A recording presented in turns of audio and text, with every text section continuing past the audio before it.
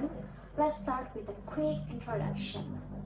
How many of you still remember the first time you learned about reproduction, especially menstruation in women? For most of us, of course, it was an awkward moment, right? But now imagine being a young student with intellectual disabilities and trying to understand not only menstruation but also how to manage it responsibly.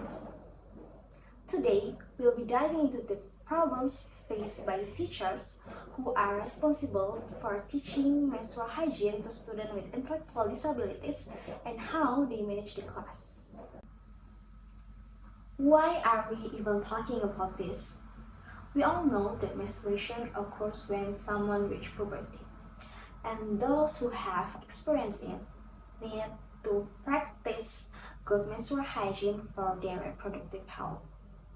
We often hear about the importance of menstrual hygiene, but have we ever considered how students with intellectual disabilities manage it? Menstruation is a fundamental aspect of adolescent health, but for students with intellectual disabilities, the path to understand and manage it is far more difficult because the intellectual disabilities affect their cognitive functioning and adaptive behavior. So this is making it difficult for them to understanding and managing reproductive health, including menstrual hygiene. Therefore, education on menstrual hygiene is typically provided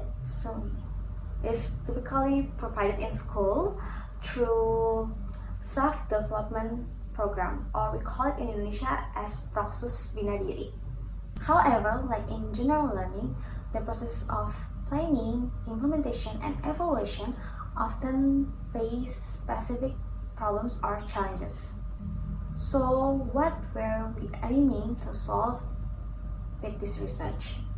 The goal was to identify the problems faced by teachers and self-development programs on menstrual hygiene for students with intellectual disabilities at SLB Bintang Mandiri.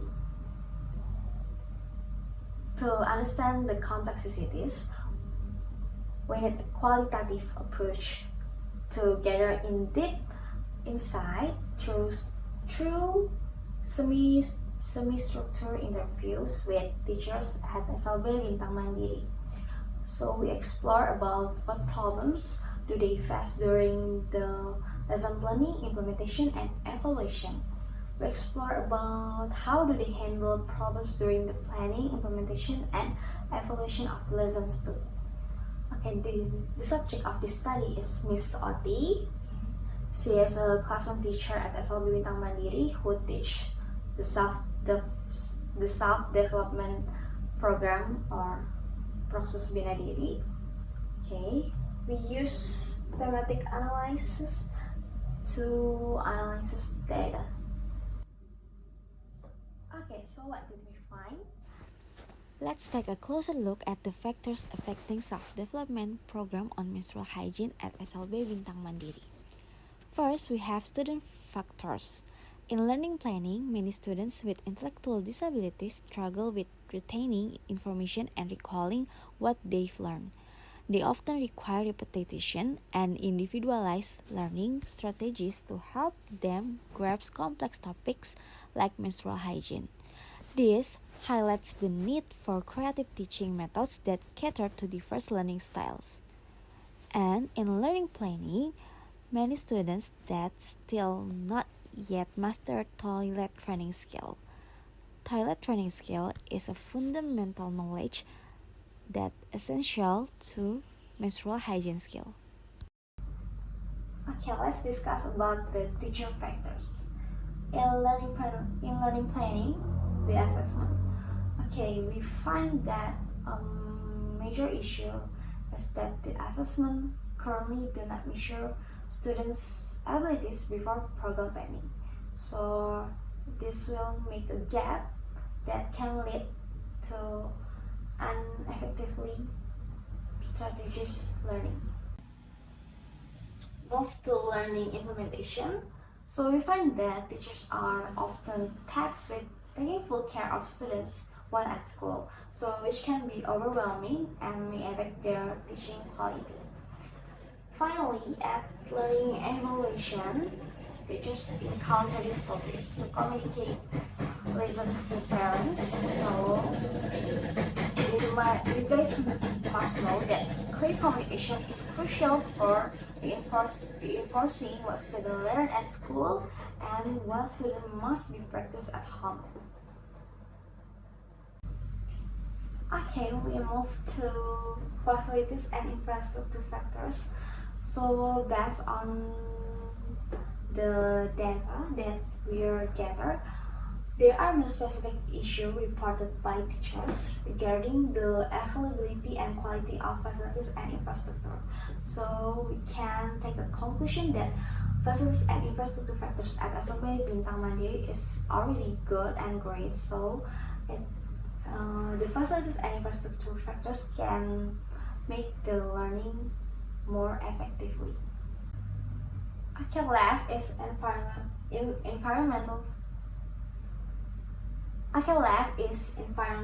factors. So we find that there is often limited parental involvement in reinforcing what students learn in school. So this lack of support can hinder students' progress in developing self-care skills. Okay, we need to build strong partnership with parents and caregivers so the student can enhance the learning experience and ensure consistency at home. Okay, next is the solution. Based on insight from Ms. Oti, the subject of our study, here are 2 key of the recommendation. The first one is repetition and practice. So regular practice is essential for students to master menstrual hygiene skill.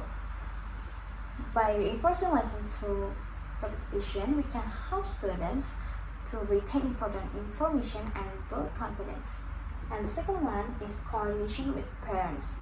Engaging parents in the educational process is crucial. By fostering communication between teachers and parents, we can ensure that the lessons learned in school are reinforced at home.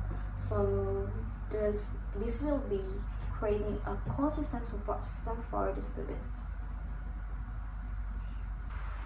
Okay, so in conclusion, this study highlights the problems faced by teachers in self-development programs on menstrual hygiene for students with intellectual disabilities at SLB Bintang Mandiri. Let's summarize the key findings of this research. First, we know that students struggle with retention of information and mastering Chinese skills. And we also know that the students have emotional discomfort while using menstruation product, and we know that teachers encounter difficulties in assessing students' abilities effectively. And also, we find that communication barriers with parents affect the consistency of learning at home. Let's take a moment to reflect on these points. How can each of us contribute to improving menstrual hygiene education for our students? I encourage you to think about specific action we can take moving forward. Thank you guys for being here today and for your attention. Your participation is invaluable as we work together to improve menstrual hygiene education for students with intellectual disabilities. Let's continue to collaborate and find ways to support these students in their learning journey.